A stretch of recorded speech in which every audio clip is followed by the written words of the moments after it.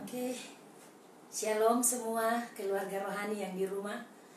Luar biasa, senang sekali siang ini bisa berjumpa kembali dalam kasih Tuhan. Tentu kita sehat, kita kuat, kita tetap segar, kita percaya semua karena berkat Tuhan. Ayo, mari sama-sama satukan hati, yang di kantor, yang lagi di lapangan, pasang headsetmu, lalu mari kita bersama-sama mau menyembah Dia. Mari kita berdoa. Bapa, dalam nama Yesus, kami sungguh bersyukur buat hari ini. Anugerah-Mu yang luar biasa membawa kami ada di titik ini. Bapa, Engkau sungguh baik, sangat baik, teramat baik. Biarlah dari mulut kami terus terdengar pujian dan pengagungan hanya bagi Tuhan, karena Engkau layak disembah. Kami akan menyembah-Mu, kami memuja-Mu, sungguh kami kagum akan perbuatan-Mu.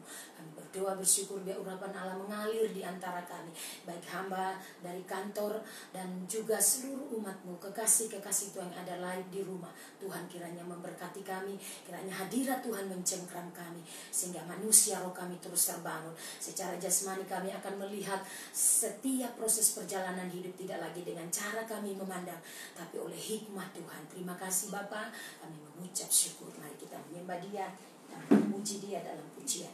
Mari kita sama-sama nyanyikan. Terima kasih. Haleluya. Mari kita memuji Tuhan dulu.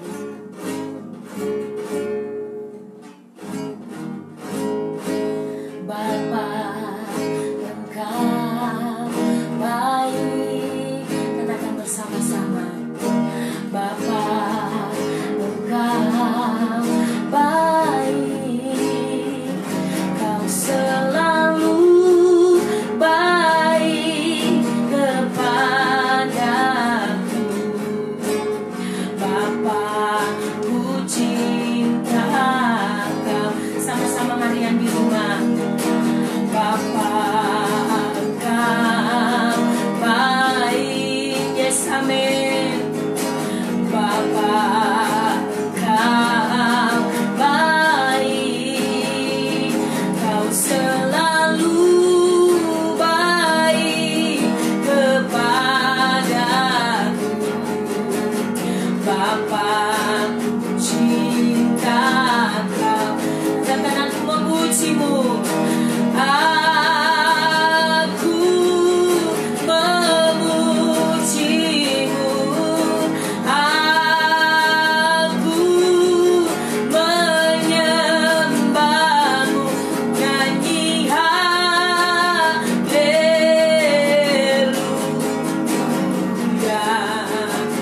Bapa, ku cinta. Mari dengan segenap hati katakan, Bapa, Engkau sungguh baik. Bapa, Engkau baik. Bapa, Engkau baik. Kau selalu baik kepadaku. Bapa, ku cinta Kau. Lagi dan baik bersama katakan, Bapa, Engkau baik. Yes, amin, amin. Bapa, Engkau baik. Kau selalu baik kepadaku. Bapa, ku cinta. Yes, amin. Ku memuji-Mu.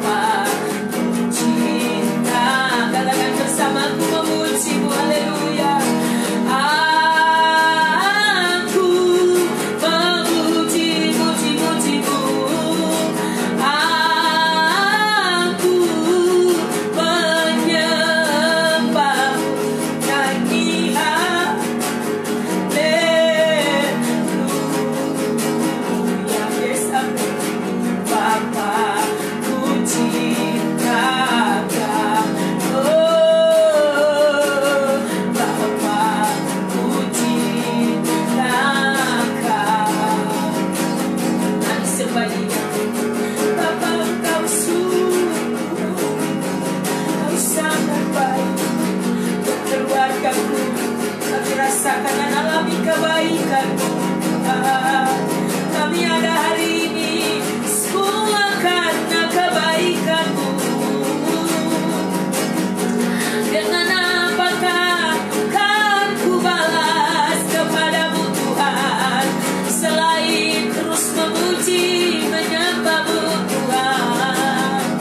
Hanya Kau sumber kekuatan kami, hanya Kau, tiada yang lain selain Kau Tuhan.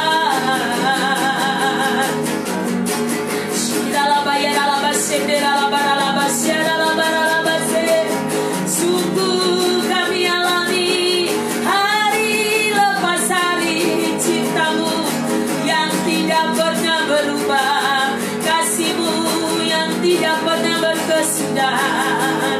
Syukur bagi Tuhan.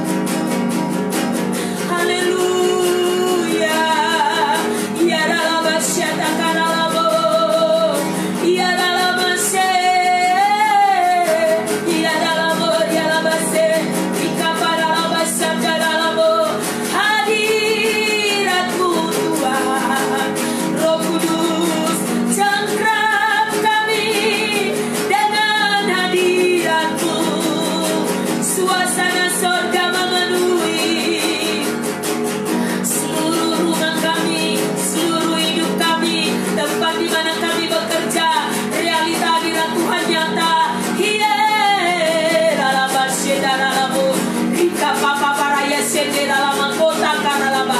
Oh Rababa, aku deklarasikan realita hadirat Tuhan terus menjadi nyata, makin nyata dalam seluruh aspek kehidupan kami, baik di rumah, di kantor, di lapangan, di mana saja. Oh, aktivitas ilahi makin nyata. Kami merasakan ada hadirat yang luar biasa.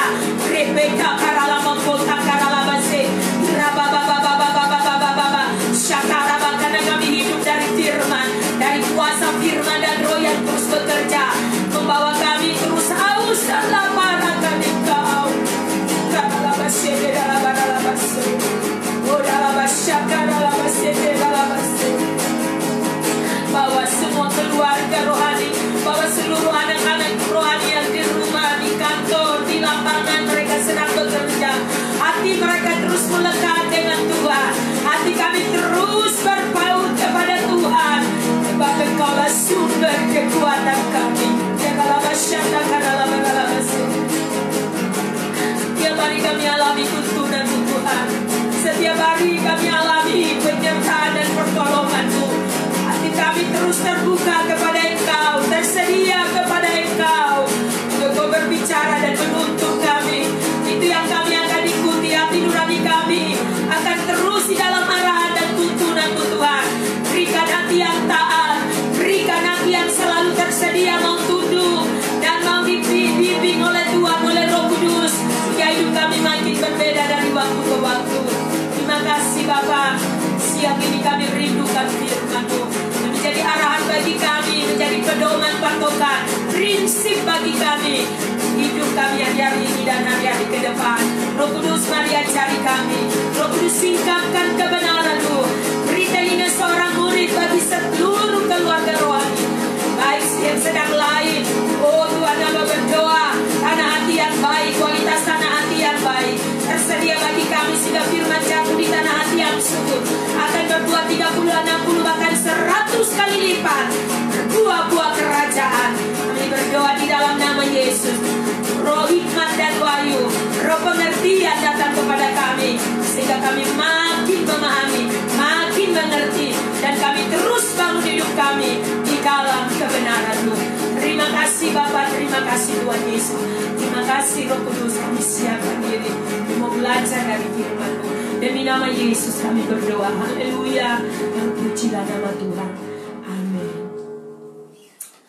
Glory, haleluya. Tuhan begitu baik kepada kita ya. Mempercaya dari waktu ke waktu kita akan selalu alami kebaikan Tuhan. Itu sebabnya mari selalu tersedia, karena kecenderungan hatimu akan selalu menentukan kehidupanmu setiap hari terfokus kepada Tuhan atau kepada hal-hal yang duniawi. Amin. Mari sama-sama kita sedikit membawa kita, karena hari ini kita sudah di kitab Bilangan dalam grup kita pembacaan Alkitab Apostolik Baca Alkitab. Kita sudah ada di kitab Bilangan. Mari janji untuk memberi kesimpulan dari kitab Imamat, ya. Jadi biar kita makin mendapat pemahaman dan pengertian, karena kalau kita tidak paham, kita tidak mengerti, maka kita baca biasa saja. Tapi Imam percaya kitab Bilangan ini, kitab Imamat ini akan menghubungkan kita dengan apa yang menjadi peraturan Tuhan, apa yang menjadi bagian-bagian yang kita sudah selama ini berikan kepada kita untuk kita hidupi, kita pelajari bersama, ya. Jadi kitab Imamat ini adalah kitab yang ditulis oleh Musa, ya. Kitab ini ditulis oleh Musa, dan kitab Ulangan ini sangat berhubungan erat dengan kitab Keluaran. Jadi kalau kita lihat di kitab Keluaran kemarin itu mencatat tentang bagaimana Israel dibebaskan oleh Tuhan dari bangsa Mesir. Lalu Tuhan membawa mereka dan memberi mereka hukum, ya, untuk mereka dapat hidup sesuai dengan apa yang menjadi hukum-hukum Tuhan, dan membangun kemah suci, ya, sesuai dengan pola Allah. Sedangkan di kitab Imamat di sini, ya, kita sudah baca dan selesai. Kita sudah masuk di hari ini di Bilangan, ya. Jadi kita sudah selesai dengan kitab Imamat. Karena itu Imam simpulkan hari ini kepada kita semua bahwa tujuan daripada kitab Imamat adalah ditulis untuk mengajar bangsa Israel dan para imam pengantara, maksudnya, ya, para imam pengantara mereka, perantara mereka, mengenai cara menghampiri Allah melalui darah pendamaian, dan untuk menjelaskan standar kehidupan kudus, ya, yang ditetapkan Allah bagi umat pilihannya. Itu dalam perjanjian lama, ya. Nah, oleh karena itu dalam kitab Imamat ini memiliki dua tema penting, yaitu yang pertama tentang pendamaian, dan yang kedua adalah tentang kekudusan. Itu di pasal 1 sampai pasal 16. Kita lihat di sana bagaimana imam harus mendamaikan umat untuk supaya mereka bisa mengalami pengampunan daripada Tuhan. Dengan, kalau kita baca di sana dan ikuti, misalnya dengan binatang, kambing atau burung, ya, sebagai bentuk dari mereka melalui binatang ini mereka ditebus, ya.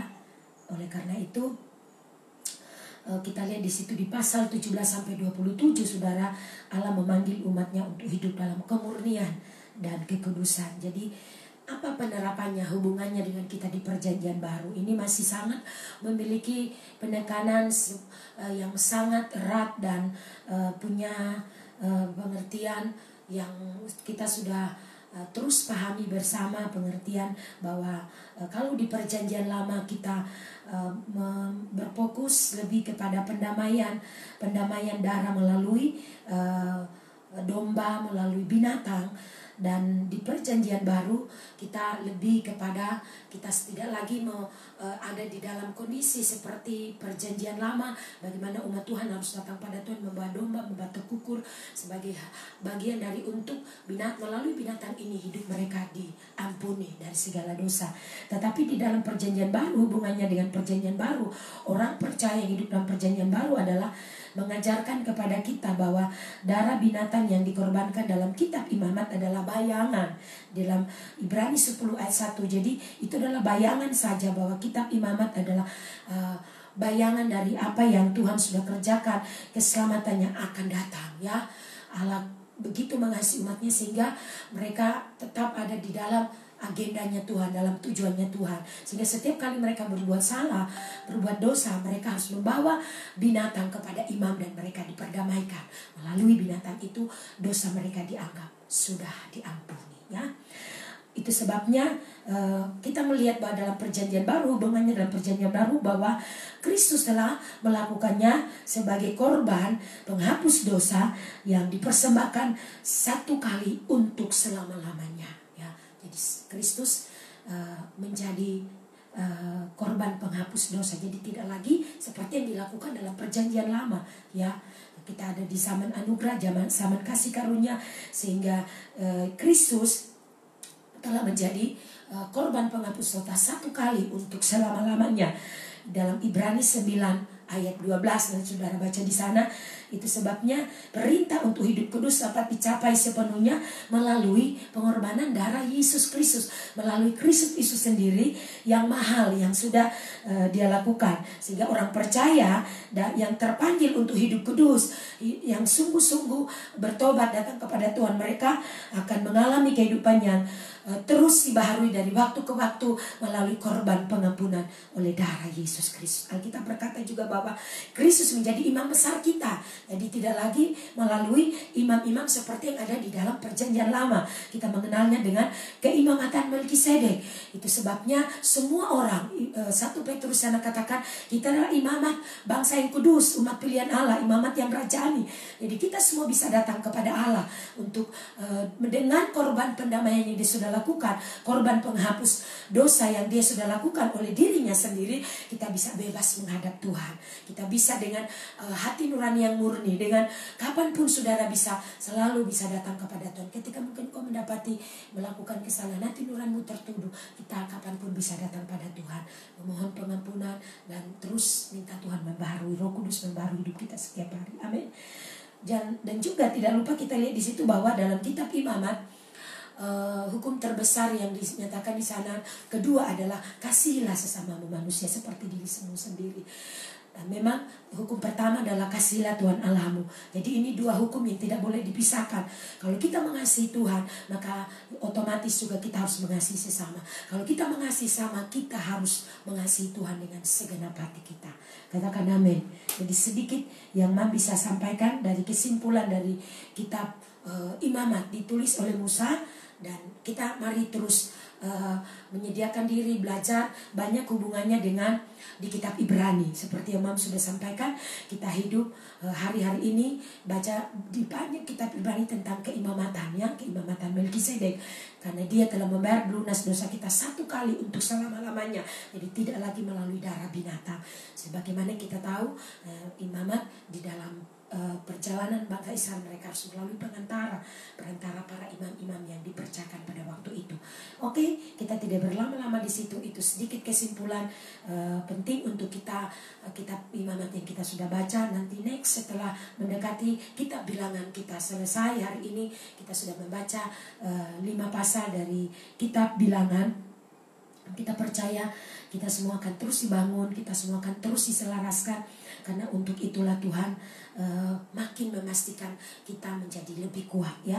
Hari ini kita Bilangan pasal 4 sampai pasal 8, ya. Tuhan kiranya menolong kita. Ada pewahyuan firman, saudara merasa diberkati dari pembacaan itu, mari sharekan kepada setiap keluarga, sehingga setiap keluarga rohani dalam grup kita, grup Apostolic Family, baik itu di grup WBI-nya, baik itu di grup tim pelayan, kita semua makin dibangkitkan dan dikuatkan, diteguhkan di dalam Tuhan. Amin. Semoga kita terus dibaharui dari hari ke hari. Oke, mari kita lihat bersama-sama, kita lanjut part kedua hari ini. Kita kemarin sudah bicara tentang hidup dalam berkat dan perkenanan Bapa. Sekarang kita akan sama-sama melihat dari firman Tuhan, hidup dengan hati nurani yang murni. Ini part kedua, ya, dari seri Voice of the Spirit. Itu setiap hari kita akan sama-sama masuk dalam bagian di mana Tuhan terus menyelaraskan kita, adalah bentuk dari hari-hari ini dan hari-hari ke depan. Kita terus dibangun dan kita terus dipersiapkan. 7 bulan ke depan kita terus membangun kesadaran akan Tuhan. Amin. Oke. Bicara tentang hati nurani, tentu kita sebuah pengertian harus datang kepada kita bahwa hati nurani adalah salah satu fungsi kerja roh kita yang dengan tegas menyatakan apa yang benar dan apa yang salah, sehingga hidup kita dapat selalu menyukakan hati Tuhan. Amin. Jadi sehingga hidup kita terus dapat selalu menyukakan hati Tuhan. Mam ulangi sekali lagi, hati nurani adalah salah satu fungsi kerja roh kita yang dengan tegas menyatakan apa yang benar dan apa yang salah, sehingga hidup kita dengan dapat selalu menyukakan hati Tuhan. Jadi itu ya pengertiannya. Setiap orang pasti kita sadar bahwa menjadi orang percaya dan menerima Tuhan sebagai Tuhan dan Juru Selamat dalam hidup kita, maka otomatis kita langsung mengalami bekerjanya kuasa firman dan roh itu. Oleh karena itu, setiap saat, setiap waktu kita akan selalu dihadapkan dengan pilihan apakah kita memilih mengikuti hati nurani. Karena ketika firman bekerja, firman dan roh bekerja, maka kita akan selalu dihadapkan dengan pilihan. Kita tetap hidup memilih menyenangkan hati Tuhan, yaitu hidup dalam kebenaran, atau kita memilih hidup dalam jalan-jalan kita, pola yang lama gitu ya.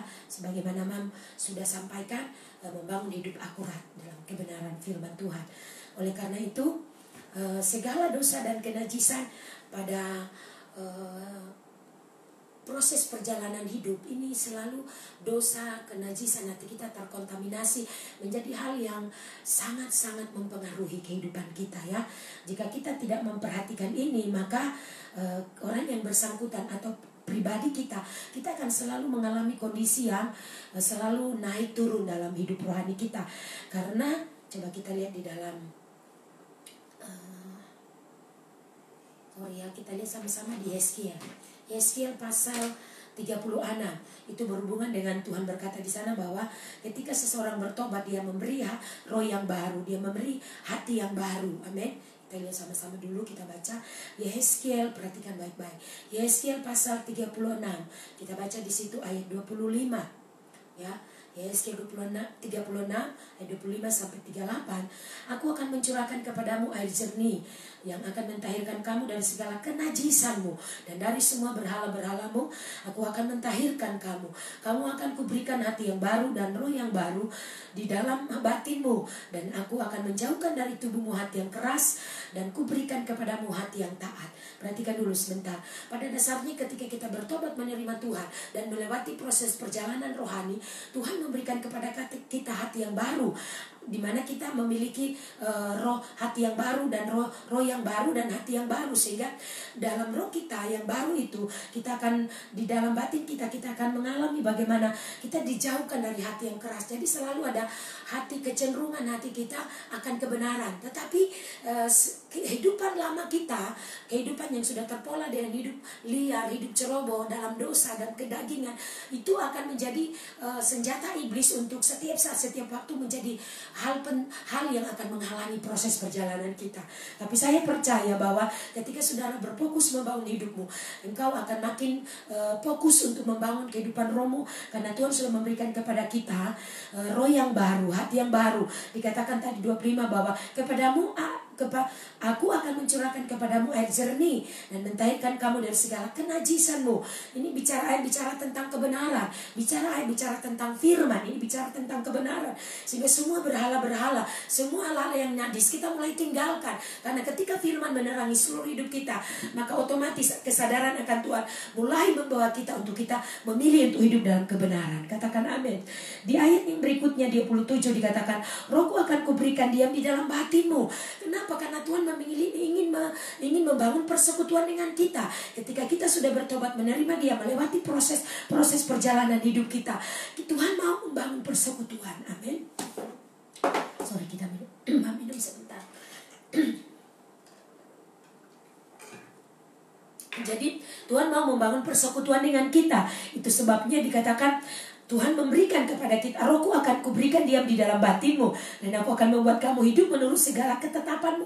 Aku akan membuat kamu hidup menurut segala ketetapanku dan berpegang pada peraturan-peraturanku. Jadi sebenarnya begitu kita bertobat, kerinduan Tuhan membawa kita dari gelap kepada terangnya adalah supaya kita dapat hidup membangun persekutuan dengan Dia.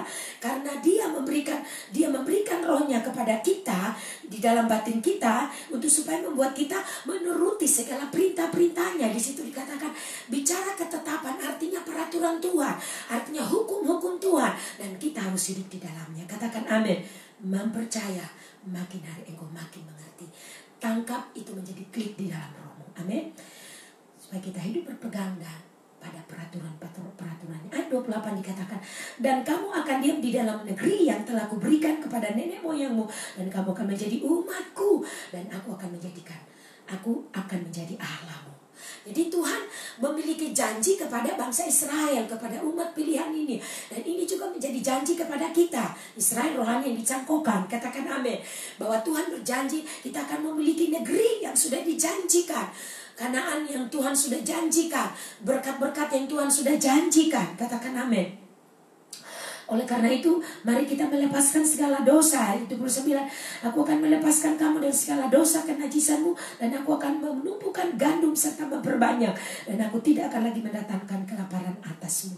Jadi ketika kita mengalami proses pemulihan, janji-janji Tuhan akan kita nikmati. Amin.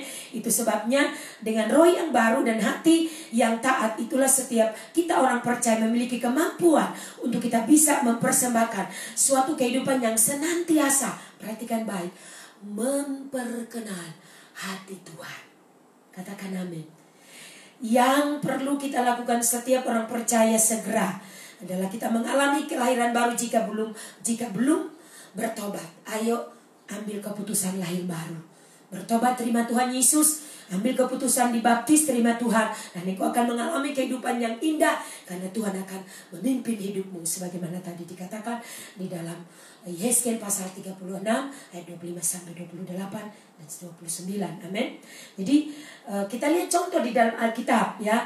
Hati nurani yang dimiliki oleh seorang Henok. Apa yang Henok lakukan? Dia bergaul karib dengan Tuhan, sehingga kita mencatat bahwa dia disebutkan sebagai seorang yang mengalami kesaksian bahwa dia begitu berkenan kepada Bapa, ya, kepada Allah, sehingga kesaksian itu muncul dari hati nuraninya yang memberikan penegasan bahwa ia selalu hidup dalam prinsip-prinsip kebenaran.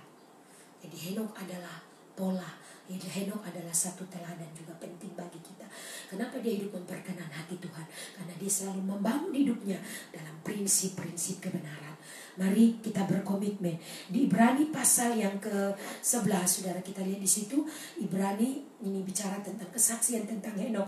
Itu dinyatakan di dalam kitab Ibrani. Para tokoh-tokoh iman, para tokoh-tokoh perjanjian lama yang begitu luar biasa. Ibrani pada pasal yang ke-11, saudara lihat di situ. Ini dia adalah masuk salah satu tokoh iman yang luar biasa. Dikatakan karena iman Henok terangkat supaya ia tidak mengalami kematian, dan ia tidak ditemukan oleh Allah dengan mengangkatnya. Luar biasa. Sebab sebelum ia terangkat, ia memperoleh kesaksian bahwa ia berkenan kepada Allah. Dalam terjemahan firman Allah yang hidup, dengarkan baik-baik. Henok juga beriman kepada Allah. Itulah sebabnya, ini dalam terjemahan firman Allah yang hidup dikatakan seperti ini. Itulah sebabnya ia diangkat oleh Allah ke surga tanpa mengalami kematian. Sekonyong-konyong ia menghilang, sebab Allah mengangkatnya sebelumnya. Allah telah berkata bahwa Henok sangat menyukakan hatinya. Amin, Bapak Ibu. Alkitab mencatat banyak hal dalam kehidupan para tokoh-tokoh iman yang kita sudah baca, termasuk Henok di dalamnya. Begitu juga Abraham, Musa, ya. Ada bagian-bagian penting yang begitu membuat Tuhan tertarik dengan mereka, membuat Tuhan begitu melihat mereka memperkenan hati Tuhan. Daud salah satunya. Kita lihat di dalam 1 Samuel pasal yang ke-26. Saudara lihat di situ bagaimana Daud dia menjaga kemurnian hati nuraninya, untuk dia menjaga hidupnya tidak terkontaminasi, untuk dia menjaga hidupnya tidak berbuat dosa. Dia melakukan sebuah tindakan yang begitu prinsip, yang begitu ketat. Dia memegang prinsip ini bahwa dia tidak mau mengotori hatinya dengan berbuat dosa. Peristiwa di mana ketika dia dihadapkan dengan pilihan, dia sangat berkesempatan untuk membunuh Daud, tapi dia katakan seperti ini, ya, di ayat pasal di 1 Samuel pasalnya yang ke 1 Samuel pasal 24, ya. Kita lihat di situ. 1 Samuel pasal 24 ayat yang ke-6. Dikatakan, lalu berkatalah ia kepada orang-orangnya, dijauhkan Tuhanlah kiranya daripadaku untuk melakukan hal yang demikian kepada Tuanku, kepada orang yang diurapi Tuhan, yakni menjamah dia, sebab dialah orang yang diurapi Tuhan. Jadi artinya saudara, betapa Daud memberikan penghormatan, walaupun Walaupun Saul itu sudah melakukan dosa, melakukan dalam gaya hidupnya, dalam kehidupan yang dia bangun, melakukan dosa karena menaruh kebencian dan berusaha untuk membunuh Daud. Tetapi Daud tetap menghormati bahwa dia adalah orang yang diurapi Tuhan. Itu juga menjadi pelajaran buat kita semua, bahwa kita tidak boleh menyentuh orang yang diurapi. Kalaupun kita mendengar misalnya hal-hal yang sampai di telingamu, jangan pernah bergosip, jangan pernah membicarakan mereka. Apakah itu dalam keluarga rohani, tugas kita dalam hari kita berdoa, karena mereka adalah orang-orang yang diurapi. Kalau mereka mungkin didapati ada hal yang mungkin hatimu tersandung, engkau tidak harus membawa mulutmu untuk bercerita kepada orang, tapi mari tugas kita adalah berdoa. Doakan pemimpinmu, doakan para pemimpin hari-hari ini, karena kondisi ini akan membawa gereja pun ada dalam sebuah proses di mana kita semakin mengalami Tuhan atau mengalami penurunan apabila para pemimpin tidak sungguh-sungguh hidup di dalam takut akan Tuhan. Mungkin engkau memiliki model pemimpin seperti Saul. Mari berdoa kepada Tuhan. Tetap teguh, tetap berdiri. Doakan mereka. Engkau adalah pasukan doa. Engkau adalah orang-orang yang berdiri bernegosiasi dengan Tuhan. Sehingga mohon belas kasih Tuhan, terjadi pertobatan, terjadi keinsapan, sehingga mereka menjadi hamba-hamba Allah, menjadi para pemimpin yang sedang dibangkitkan Tuhan hari-hari ini. Pemimpin yang berkualitas, pemimpin yang baik, pemimpin yang makin strong, makin kuat, sehingga umat yang dipimpin mereka juga akan meneladani hidup yang dibawa oleh pemimpin mereka. Mereka ada dalam pengayoman oleh kasih karunia anugerah Tuhan yang luar biasa. Mereka mampu melewati hari-hari ini. Oh, saya bicara kepada seluruh kawan sekerja di dalam Allah. Jika engkau hari-hari ini menjadi lemah, engkau mengalami berbagai intimidasi, berbagai tekanan, berbagai keadaan beban pelayanan, dan berbagai hal yang sedang kita alami dan itu bergejolak dalam hidup kita, saya beritahu saudara, Tuhan begitu mengasihimu. Jangan melihat keadaanmu. Ayo bangkit di dalam roh, raih kembali kesempatan. Tuhan bersamamu. Dia memilih dan menetapkan engkau. Kalaupun engkau melakukan kesalahan, itu adalah kecerobohanmu. Akui dan datang pada Tuhan. Minta anugerahnya, minta pengampunannya, sehingga engkau dilepaskan, dibebaskan. Ada umat yang sedang kita bawa, umat yang sedang kita pimpin. Biarlah mereka tidak tercerai di tengah jalan. Biar mereka tidak berjalan dan akhirnya stagnasi dan mereka terhilang. Tapi lewat kehidupan kita yang dipulihkan sebagai pemimpin, mari kita kembali meraih kesempatan ini. Bawa kembali mereka, kumpulkan mereka kembali, lakukan tindakan penyelamatan, lakukan tindakan penguatan hari-hari ini. Kita tidak sedang menanti dan menunggu setelah berakhirnya corona, tapi ada waktu-waktu seperti apa yang saya lakukan hari ini. Oh, saya berdoa itu hal yang sama yang kau lakukan. Mari terus, ada grup, ada medsos, ada hari-hari ini IT, yang kita sudah sedang lakukan, misalnya live streaming. Semua yang bisa kita lakukan itu sebagai tindakan untuk membangun umat. Mari lakukan. Saya berdoa Tuhan terus menyertaimu. Hal yang sama Dia kuatkan saya, itu juga terjadi atas hidupmu. Di dalam nama Yesus, terima itu. Engkau menjadi kuat. Kuatlah di dalam Tuhan oleh kekuatan kuasa-Nya. Terjadi atas kita semuanya. Juga umat Tuhan yang sedang mendengar. Oh, haleluya, praise God. Ayo kita lanjut melihat bersama-sama di situ bagaimana kita hidup di dalam hati nurani.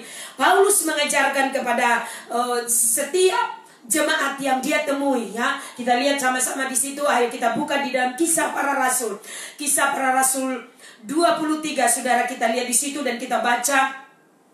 Ayo semua yang di rumah, Kisah Para Rasul 23 ayat yang pertama kita baca di situ. Mari bersama-sama Kisah Para Rasul pasal yang ke 23 ayat 1. Sambil menatap anggota-anggota mahkamah agama, Paulus berkata, "Hai saudara-saudaraku, sampai kepada hari ini aku tetap hidup dengan hati nurani yang murni di hadapan Allah."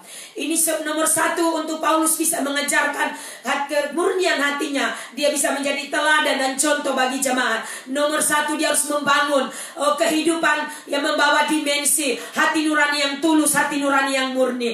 Waktu dia dihadapkan dengan kondisi di depan mahkamah agama, akibat mereka memberitakan Injil ini, jalan Tuhan ini, mereka mencoba untuk mencari kesalahan daripada Rasul Paulus. Apa yang dia katakan?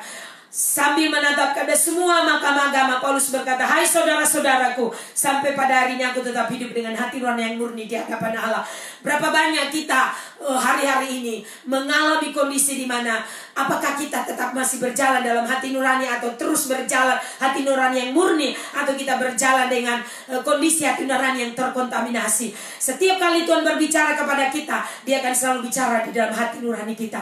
Oleh sebab itu mari kita memilih. Pada waktu Dia menyatakan salah, saudara dan saya harus berkata, iya, kita harus mengaku. Kita harus dengan gentle, kita harus dengan rendah hati. Karena untuk itulah kita sedang membenahi kita, sehingga hidup kita makin berkualitas. Kita makin membangun karakter hidup kita yang berkenan kepada Allah, memperkenan hati Tuhan. Kita mengizinkan kebenarannya bekerja dan tidak lagi terpengaruh oleh hati nurani kita yang salah, yang selalu membela diri, yang selalu coba berlari, yang selalu coba mengelak, yang selalu dan terus berusaha untuk menutup jalan Tuhan, menutup dan membuat pada akhirnya hati nurani kita jadi tumpul. Halo Bapak Ibu yang di rumah, anak-anak rohani, dengarkan Tuhan. Mam selalu bilang, pada waktu engkau sedang bersekutu dengan Tuhan, pada waktu engkau berkomitmen untuk mentaati Tuhan, dengarkan suara Roh Kudus. Dia akan bicara di dalam batinmu. Itu namanya hati nurani. Sehingga ketika Dia menyatakan, mulai Dia bicara, misalnya contoh, ayo kau tinggalkan dengan gaya hidup seperti itu. Kalau kau marah-marah itu tidak baik. Itu Roh Kudus sedang menuntunmu. Dengarkan itu dan terus setia, bangun.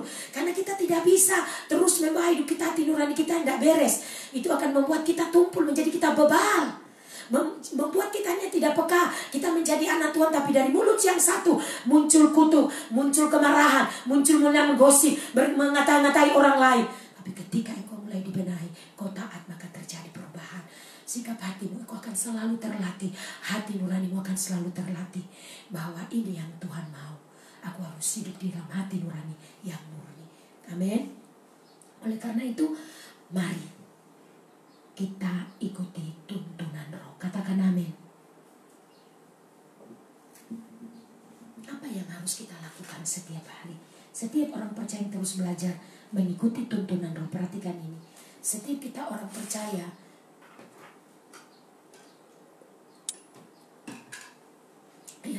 yang akan terus belajar. Katakan bersama, belajar.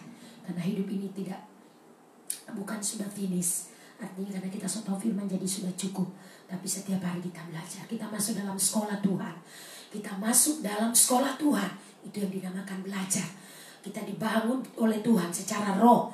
Ya, terus. Seperti statement kita. Gereja yang kuat adalah gereja yang dibangun di dalam roh. Gereja yang dibangun dalam roh adalah gereja yang berotoritas. Gereja yang berotoritas adalah gereja yang memiliki orang-orang tepat dan berdampak. Gereja yang berdampak adalah orang-orang yang memiliki, gereja yang memiliki strategis, orang tepat dan orang strategis. Sedikit Mam sudah agak lupa, tapi mari kita terus perkatakan itu. Itu menjadi deklarasi kita, amin. Kita terus dibangun di dalam roh. Ya, setiap orang percaya yang terus belajar mengikuti tuntunan hati nurani akan mendapati bahwa, perhatikan yang pertama, kita akan memiliki kehidupan sehari-hari yang selalu menyukakan hati Bapa. Itu dampak. Jadi kalau saudara belajar untuk terus mengikuti tuntunan Roh, maka engkau akan mengalami, setiap hari engkau mengalami sebuah kehidupan yang selalu menyukakan hati Bapa. Dalam hidup sehari-hari apapun yang kita lakukan atau ucapkan akan selalu memiliki motivasi yang akan selalu membawa kita memiliki motivasi yang dimana di dalamnya kita akan tujuannya adalah kita sedang melakukan kehendak Allah. Kita mau memuliakan Tuhan. Kita mau melakukan apa yang jadi menyukakan hati Tuhan. Sehingga ketika saudara mendapati dalam kesadaran secara lahiriah, secara manusiawi, kau mulai merasa ada sesuatu yang beda dalam hidupmu. Itu adalah bagian di mana Roh Kudus sedang membangun engkau. Firman sedang membangun engkau sehingga engkau dipolakan. Katakan amin. Sehingga meskipun orang lain bisa merasa sangat melihat terberkati dengan hidupmu, tetaplah sadari itu bukan karena engkau tapi karena Tuhan. Artinya sedang terbangun sebuah perubahan. Sebab itu hidupmu makin berdampak karena memperkenan hati Bapa. Katakan amin. Dan untuk membawa kita, memastikan kita, ya, apapun yang kita lakukan, apapun yang kita ucapkan, ya, bukan hanya dengan memberi manfaat bagi orang lain di sekitar kita, tapi juga tentu kepada kehidupan kita, kehidupan keluarga kita. Bagaimana suami melihat engkau, bagaimana istri melihat engkau, bagaimana anak-anak melihat kita sebagai orang tua. Amin. Karena itu terbangun secara akurat dari waktu ke waktu. Katakan amin. Dengan terus mengikuti arahan suara hati nurani, ya, yang Tuhan terus kerjakan setiap hari, dan suatu kepastian kita miliki bahwa seluruh aspek hidup kita pasti akan terus menyukakan hatinya. Itu yang pasti. Jadi setiap hari kita akan menjadi orang yang makin terlatih, hati kita begitu peka. Setiap kali ada hal dalam hidup kita ini, ada banyak hal yang tidak benar selalu muncul, karena kita hidup itu berhubungan dengan banyak orang. Entah saudara di pekerjaan, saudara bisa marah, dan memang dasarnya saudara harus menegur karena itu hal yang tidak benar. Tapi ingat sekali lagi, engkau menegur untuk supaya dia memperbaiki kesalahannya, tapi bukan berarti untuk engkau marah dan membuat engkau sendiri juga terpengaruh sampai matahari terbenam. Engkau tetap melakukan bagianmu, karena itu terbangun akurat. Maka engkau bukan mendiskriminasinya, tapi engkau membangun dia, merekonsiliasi dia, diberitahu apa yang salah, lalu supaya dia menjadi lebih baik. Ya, bukan terjadi diskriminasi atau ancaman-ancaman, ya, tapi engkau harus menjadi berkat. Kita harus menjadi berkat. Begitu juga cara kita di dalam mendidik anak, kita suami istri selalu berharap untuk selalu ada solusi dalam proses perjalanan hidup ini. Katakan amin. Yang kedua, bahwa kita akan memiliki kualitas roh yang selalu menyukakan hati Bapa. Perhatikan tadi, kita akan memiliki kehidupan sehari-hari yang menyukakan hati Bapa. Yang kedua, kualitas roh. Apa itu? Kualitas roh kita makin manis. Kita menjadi orang yang luar biasa, karena misalnya contoh, begitu kita berbenturan dengan masalah, ya tidak usah jauh-jauh dalam kehidupan rumah tangga. Kita suami istri, kita akan selalu mengalami ketika ada marah, saudara dengan mudah sekali bisa dengan mudah sekali, dengan cepat sekali saudara beres hati. Engkau tidak akan merasa berlama-lama. Kebiasaan kita selama ini menyimpan pahit hati, kecewa, itu tidak lagi. Itu tidak lagi. Oh, saya bernubuat pada engkau, ketika hati nuranimu makin bersih, engkau terus mentaati hati nuranimu, mendengarkan dan terus melakukan, maka kualitas rohmu akan makin luar biasa. Engkau akan memperkenan hati Tuhan, dan Tuhan makin bekerja dalam leluasa dalam hidupmu. Roh Tuhan akan makin bekerja dan menempati hidupmu, karena itulah tujuan Tuhan. Dia tinggal di dalam kita, dia membangun persekutuan dengan kita, dan engkau akan makin mengalami kehidupan yang membawa aliran kehidupan kepada banyak orang. Kita berkata, dari dalam hati terpancar kehidupan. Apa yang keluar dari hatimu itu adalah kehidupan, bukan kematian. Katakan amin. Haleluya. Itu sebabnya mari kita sebagai makhluk yang rohani, ya, di Kejadian pasal yang pertama, saudara, kita lihat dulu Kejadian pasal yang pertama, ya, Kejadian pasal pertama ayat yang ke-26. Alkitab di situ berkata, ayat 26, kemudian Allah berfirman lagi, marilah kita menciptakan manusia menurut rupa kita untuk diberi kuasa atas semua binatang di laut, di udara, dan di bumi. Dalam terjemahan secara umum, berfirman Allah, baiklah kita menjadikan manusia menurut gambar dan rupa kita, supaya mereka berkuasa atas ikan-ikan di laut dan burung-burung di udara, dan atas ternak, dan atas seluruh bumi, dan atas segala binatang melata yang merayap di bumi. Jadi Tuhan menciptakan kita, dia memberi kita roh yang baru. Kita kaitkan tadi di dalam Yesaya pasal 36, dia memberi kita roh yang baru, roh yang sama. Kehidupan dia diberikan kepada kita. Baiklah kita menjadikan mereka menurut gambar dan rupa kita. Jadi kita memiliki keistimewaan, apa yang dia taruh dalam kita, rohnya ditaruh dalam kita. Katakan amin. Itu tidak dimiliki oleh binatang. Ingat sekali lagi, tapi kita memiliki apa yang menjadi kehidupan Tuhan, itu roh di dalam kita. Di dalam Yohanes, kita lihat sama-sama di situ, Yohanes pasal 24. Mama sudah ajarkan ini, dan kita lihat sama-sama. Mama akan baca kembali. Di situ dikatakan Allah itu roh. Yohanes 4 ayat yang ke-23. 24, sorry. Yohanes 4 ayat 24 dikatakan di situ, ayat 24. Haleluya, puji Tuhan. Allah itu roh, dan barang siapa menyembah dia harus menyembahnya di dalam roh dan kebenaran. Saya sedikit bawa saudara, kalau roh kita terkontaminasi, apa mungkin kita bisa menyembah dia? Kita memang akan menyembah, tapi rohmu terkontaminasi. Kau tidak akan bisa mengalami kebebasan, kemerdekaan. Karena secara kebenaran engkau sedang mengalami kecewa, mengalami terluka, sehingga engkau menyembah sebenarnya secara formalitas. Tapi ketika engkau memastikan rohmu bersih, engkau sadar bahwa ketika engkau datang pada Tuhan, engkau bersih, engkau mengampuni, engkau melepaskan maaf, engkau melepaskan rasa kecewa, dan terus membangun hidup yang memperkenan hati Tuhan, engkau akan mengalami sebuah kebebasan, kemerdekaan. Kau mengalami hubungan yang intim manis dengan Tuhan, sehingga ibadahmu, doamu tidak lagi menjadi sebuah rutinitas yang melelahkan, tapi itu terbangun dengan akurat. Katakan amin. Haleluya. Kita lihat yang berikut. Jadi saudara, segera setelah itu, ya, setelah kita mengalami kelahiran baru, yang pasti bahwa Roh Kudus akan memastikan kita terus terbangun secara akurat. Amin. Oleh karena itu, mari kita tersedia, kita beri hidup kita kepada Tuhan, dan izinkan Tuhan semakin bekerja dan membawa hidup kita hari lepas hari makin strong. Itu yang Mam katakan, kalau kita tidak bisa hanya kuat secara jasmani, kita tidak bisa terlihat kuat, wah strong, luar biasa, pimpin pujian, bawa firman, melayani, main musik, WL, tapi rohmu rapuh. Karena kenapa? Ini tidak dibenahi. Hati kita terus hidup dalam hati nurani yang tidak murni. Karena dalam proses kehidupan ini akan selalu kita dihadapkan dengan hal-hal yang secara manusiawi, secara yang menghantam hidup kita. Kalau kita tidak terlatih dengan baik, sulit bagi kita untuk bisa menjadi lebih kuat. Katakan amin. Adalah sangat bijak jika kita terus berfokus. Mari berfokus. Dan kita tahu bahwa roh kita hanya bisa dibangun dengan kuasa firman dan roh. Kuasa firman dan roh menjadi material penting. Amin. Tanpa firman kita tidak bisa membangun. Kalau kita hanya mengandalkan tampil, ibadah, begitu terlihat luar biasa, tapi tanpa ada firman, kau tidak akan bisa punya material yang kuat untuk bisa membangun hidup. Karena firman itu adalah Allah itu sendiri. Jika kita terus terpola, Kristus terpola dalam hidup kita, maka hidup kita tak akan sama lagi. Ada kekuatan yang luar biasa. Waktu tantangan masalah datang menggoncang kita, seperti yang kita alami hari ini, kegoncangan. Saudara tidak lagi bingung, saudara tidak lagi ketakutan, saudara tidak lagi menjadi orang yang tanda tanya, menjadi ketakutan hari-hari ini, nanti ke depan bagaimana. Tapi engkau terbangun akurat, engkau kuat di dalam Tuhan. Katakan amin.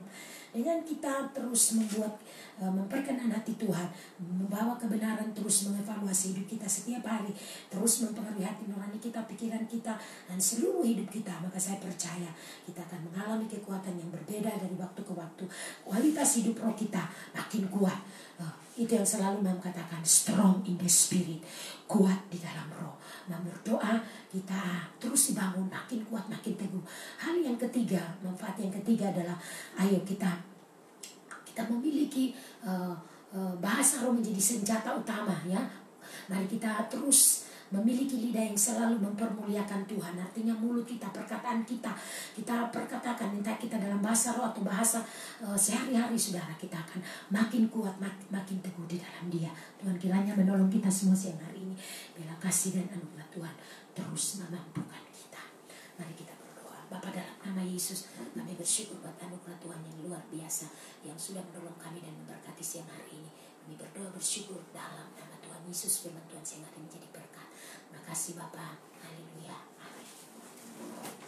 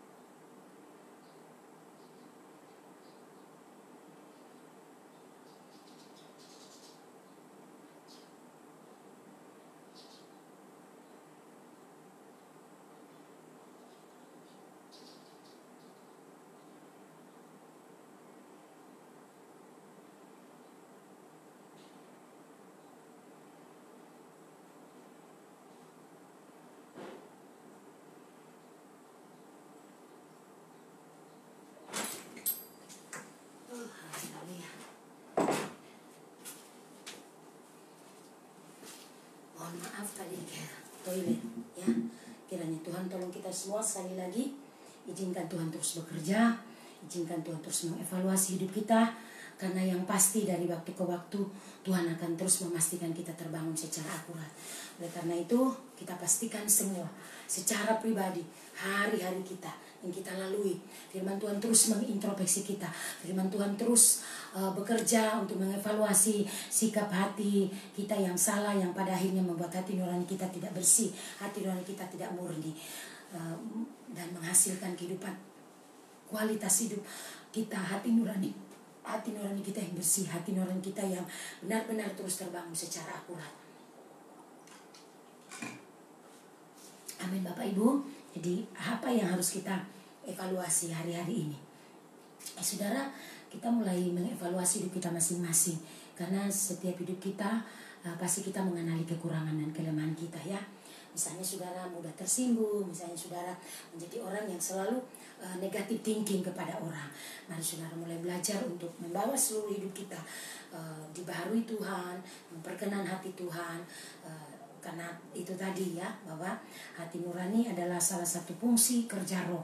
Jadi kalau sampai hati nurani kita tidak bersih, fungsi ini tidak berfungsi dengan baik, artinya hati nurani kita sudah tumpul, sudah murni, sudah tumpul dan sudah bebal, kita akan sangat sulit untuk kita bisa terus mengalami Tuhan. Ada banyak orang hidup dalam kepahitan, ada banyak orang dalam kecewaan. Keluarga, rumah tangga, hari ini saya bicara pada saudara, ayo bereskan hati nuranimu dengan cara evaluasi hidupmu, dengan cara ayo kembali evaluasi, karena sepanjang engkau terus hidup, engkau kelihatan rohani tapi hidupmu tidak benar, karena ada banyak hal yang mengikat, membelenggu engkau, perlu dibebaskan dan dilepaskan. Kita perlu untuk datang pada Tuhan melalui firman terus setiap hari, tersedia mau dibaharui dari hari ke hari, karena untuk itulah Tuhan akan memastikan hidupmu makin berkualitas. Kau alami kehidupan keluarga yang berdampak, engkau dipulihkan, engkau dibaharui, engkau menjadi keluarga yang menjadi teladan. Orang akan melihat engkau sebagai satu kehidupan keluarga yang berbeda. Dimulai dari suami yang takut Tuhan, sungguh-sungguh terbangun. Begitu juga dimulai oleh seorang istri yang telah berdiri pulih menjadi keluarga yang baik. Mungkin kita punya masa lalu, saya tahu itu tidak mudah ya. Kehidupan masa lalu kita begitu banyak bergejolak dan membuat kita menjadi tidak sanggup menjalani hidup ini. Kita selalu pikul, kita selalu bawa keadaan itu. Mari kita evaluasi hidup kita, mari kita putuskan untuk hidup dalam hati nurani yang bersih. Kita hidup dalam hati nurani yang murni dan memperkenan hati Tuhan, karena ini akan sangat-sangat membuat terobosan ketika engkau membiarkan hidupmu memperkenan hati Tuhan. Dan Tuhan akan bekerja, Tuhan akan bertata, Tuhan akan memakai hidupmu menjadi saluran, memakai hidupmu menjadi berkat. Engkau tidak lagi menjadi orang yang mudah kecewa, mudah patah semangat, mudah menyerah, menjadi orang yang akan selalu bersungut, selalu menyalahkan orang lain.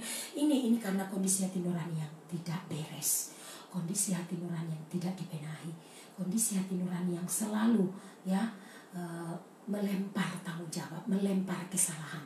Mari kita akui, kita harus datang kepada Tuhan dan biarkan Tuhan bekerja secara maksimal. Izinkan Roh Kudus bekerja leluasa dalam seluruh kehidupan kita. Maka saya percaya perjalanan kita akan indah ke depan. Kita tidak lagi terganggu oleh berbagai keadaan, berbagai hal yang membuat kita menjadi lemah, menjadi down, kalaupun misalnya saudara merasa dikecewakan, ada banyak hal yang betul-betul membuat hidupmu kenapa kok teman-teman misalnya melakukan hal seperti itu, kenapa mereka bisa melakukan itu terhadap kita dengan baik. Salah satu jalan hanyalah mengampuni, melepaskan pengampunan, pastikan hati nuranimu bersih, tidak menyimpan sesuatu yang mengganjal engkau, mengganjal perjalanan hidupmu, rumah tanggamu, pekerjaanmu, pelayananmu, karena ini terlalu banyak hal yang mengganggu kehidupan kita ketika hati nurani kita tidak beres. Kita bisa saja membela diri tetapi itu tidak akan bisa menolong kita. Sepanjang kita terus menjadi orang membela diri, sepanjang kita terus merasa benar, sulit bagi kita untuk alami kemenangan demi kemenangan. Saudara hanya akan melihat hal-hal yang hanya hal-hal yang tidak kalau dapat saya katakan tidak mengalami berkat kelepasan dan kemerdekaan secara penuh. Mari alami itu, karena Tuhan berjanji Dia akan selalu menyertai dan memimpin kita. Dia akan selalu menjamin kekuatan buat kita semua. Mari kita Mari sejenak kita berdoa. Mari serentak kita berdoa untuk firman Tuhan. Bapa, terima kasih untuk firman-Mu. Kami sudah benar menerangkan firman-Mu dalam hati kami. Hamba berdoa biarlah firman-Mu bekerja proses hidup kami sehingga kami memiliki hati nurani yang murni.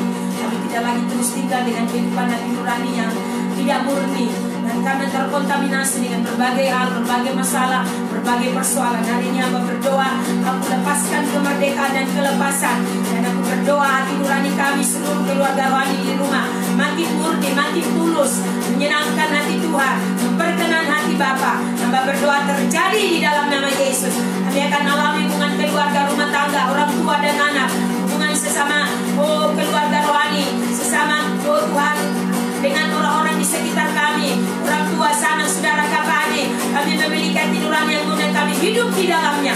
Kebenaran menjadi makin nyata sehingga kami mengalami kemerdekaan, kelepasan. Karena kami, tujuan kami adalah berfokus memperkenan hati Tuhan dalam hidup kami. Hamba berdoa dalam nama Tuhan Yesus. Kami semua Tuhan terus kuat, terus teguh. Apapun sakit penyakit hari ini, kami berkata penyakit tidak punya tempat dalam hidup kami. Aku lepaskan kuasa urapan Allah, kuasa firman dan roh bekerja memprotek seluruh hidup kami. Segala sakit penyakit patahkan dihancurkan. Tubuh yang sehat kuat, kesehatan ilahi ada pada seluruh keluarga rohani.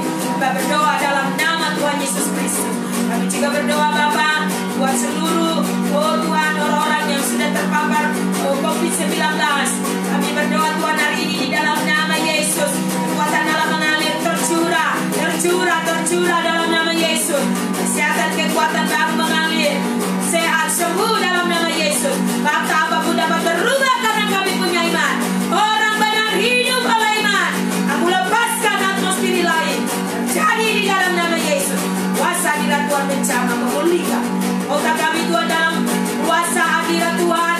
Atmosfer atas kota yang kudeklarasikan. Inikah sehat, inikah bersih. Udara yang dihirup adalah udara yang sehat, udara yang segar dari ruang tahta Bapa. Di dalam nama Yesus kami hancurkan segala kutuk sakit penyakit COVID-19 di dalam nama Yesus. Terpotong, terputus dalam nama Yesus. Penyebarannya darah Yesus berkuasa atas kota kami. Hati pemerintah kami Bapa, berkati seluruh staf yang bekerja di COVID-19 kabupaten, para dokter, mantri, perawat, semua kami berdoa di dalam nama Yesus. Pakai mereka Tuhan. Biarlah juga masyarakat dengar apa kata pemerintah, peraturan yang sudah ditetapkan, jam yang sudah ditentukan. Kami berdoa biar taat. Masyarakat taat. Contoh tidak ceroboh, membangun hidup yang terus akurat. Ini dunia, tatanan dunia yang baru akan terjadi dan membawa setiap orang harus hidup akurat hati-hatinya nanti ke depan. Cara rohani kami percaya Bapak, sebagaimana firman-Mu sudah datang kepada kami, dan kami makin dibagi dari hari ke hari. Bangsa kami Tuhan Indonesia, pemimpin kami berdoa berkata menarik tercurah atas bangsa kami.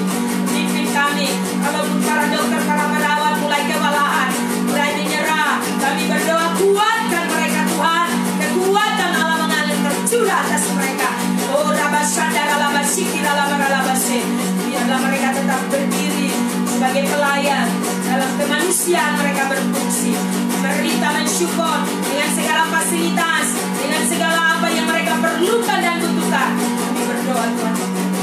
Terima kasih Bapak, segala puji bagi Tuhan. Dalam kesempatan yang berdoa Tuhan, dalam nama Yesus untuk anak Eri Tuhan. Tuhan, lawan jamaah Tuhan, kondisi kehidupannya Tuhan dia alami sekarang. Segala sakit penyakit tidak berkuasa atas hidupnya. Kuasa darah Yesus berkuasa. Tuhan berdoa dan terjadi dalam nama Yesus. Dia sembuh, kesembuhan aku lepaskan kepadanya.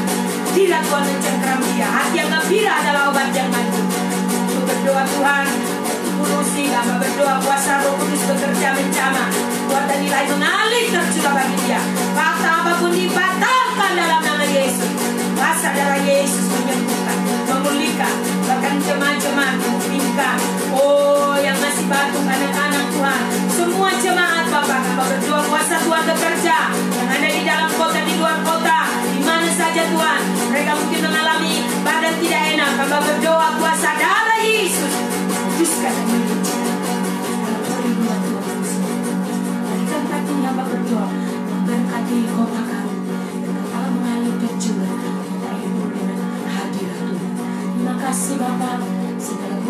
kasih-Mu Tuhan. Mengucap syukur secara khusus anak Michael hari ini berhari ulang tahun. Terima kasih Bapak, berkati dia umur panjang sehat Tuhan dalam menyelesaikan skripsinya. Tuhan berkati, tolong dia Bapak. Ada kemudahan-kemudahan, semua yang dia perlu butuhkan biaya, berkat Tuhan sudah menyediakan. Pujilah nama-Mu Bapa. Doa syukur kami bersyukur kepada Tuhan. Begitu baik dan sangat baik, ramah baik. Mari sama Nupandu Tuhan juga berkati kemarin berhari ulang tahun. Berkat Allah mengalir tercurah atasnya, dalam keluarga, rumah tangga dan anak-anak. Pekerjaan, usaha diberkati Tuhan. Di umur yang Tuhan tambahkan, mereka makin kuat, makin teguh, makin menjadi pola bagi anak-anak. Terima kasih Bapak. Syukur kami siang ini dalam nama Tuhan Yesus Kristus. Doa mengucap syukur. Terima firman-Mu dan Roh Kudus tolong kami supaya kami dapat menghidupi. Nama Yesus. Haleluya. Wah, luar biasa. Minta maaf, tadi lari-lari ke toilet. Praise God. Dan berkati kita semua ya. Tetap teguh, tetap kuat di dalam Tuhan. Dan kita tetap dibangun dan menjadi lebih kuat, menjadi keluarga rohani yang makin strong. Dan berkati kita ya. Selamat siang, selamat makan siang juga. Pesan Mam, tetap jaga kesehatan, makan makanan yang bernutrisi ya, jauhkan dari makanan-makanan yang hanya memicu mungkin fisik kita ya, kalau ada kolesterol ya, darah tinggi dan lain-lain. Harus pastikan makanan kita selalu terpola dengan baik. Tuhan berkati kita. Nah, selamat siang, sampai bertemu besok. Tuhan berkati kita semua. Haleluya.